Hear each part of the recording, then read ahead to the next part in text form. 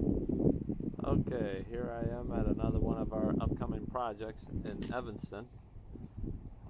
This is almost close to being a teardown, but we're going to do some major work to it, and a lot of exterior work, a lot of overgrowth. As you can see here, they have railroad ties, I guess probably for landscaping, but obviously they didn't use it for a while.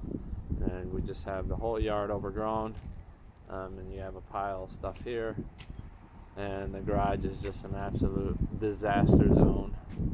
So we're going to be tearing the garage down and putting up a new one, two and a half car garage.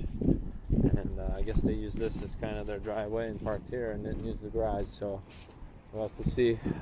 Driveways here, the garage is over here. So we'll have to talk with the city and see what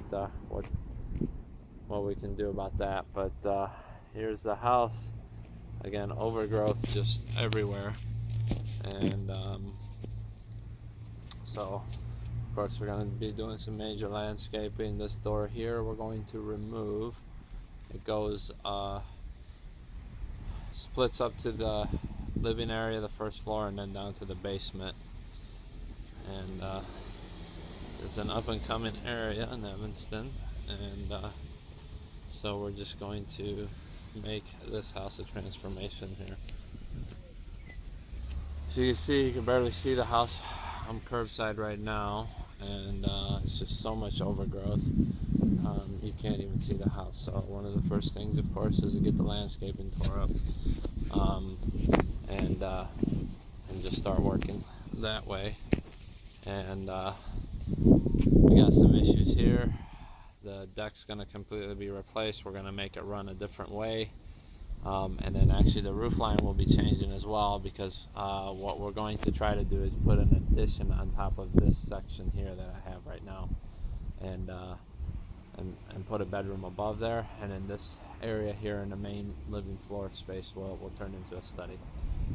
So yeah, overall exciting project, and this is the exterior view.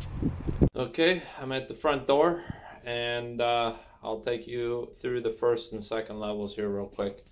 So that room where we're looking to turn into a study and add the bedroom upstairs, this is what it's currently being used as a bedroom. But obviously no one's living here right now. And then we walk down the hallway. We have a powder room right here that of course has been winterized. This is a short sale though, but it's been winterized. The people are not living here anymore, in spite of all the stuff that you see. These are stairs are going down to the basement. I'll take you down there in a bit. But this is the kitchen. Not much to it. Looks like they did take some of the cabinets out here, as you can see. Look like there's some stuff mounted on the walls there, but not much for kitchen. So that's something we're going to, of course, make bigger. We're actually going to move the kitchen over this way and change up the layout a little bit. And then there's a kind of a pantry something here that was done. We're going to have to see if we can salvage that, because they did dig down and actually built a foundation for it, but it doesn't look too good. So this is the current dining room right now.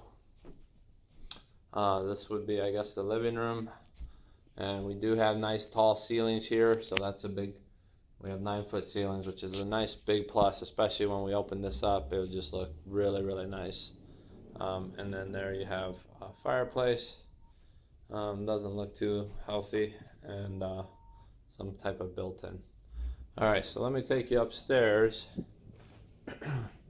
so you can see what we're going to do in here. I mean, you have gas lines like running right up in the living space, which, you know, some of these older houses have that, but of course we're going to fix that. And this right here was probably at one point the original entrance. Okay, I'm back, and we will take this up to the second floor. The staircase here is going to get redone. These are not up to code, so we have to widen the staircase. And then you also have a really loud hollow noise. But we have a full bath up here. We have 3 bedrooms. They're pretty good size considering the size of the house. there's the second one. Here's the bathroom, but the tub is set up a little unique in that it's a very narrow, so they had to create a niche for the tub to fit. And then you have the third bedroom. So the whole layout upstairs is going to change, and then with the addition of the addition of that bedroom, we're going to have a good sized master suite. The second bedroom will be actually a decent size. The third one will be a little on the small side, but we'll have 2 full bathrooms up here and a powder room down in the main living area. Okay, going down to the basement now. We are going to have to do some structural things down here, some repair of the foundation, as well as digging it out. It's currently just probably a little shy of 7 feet.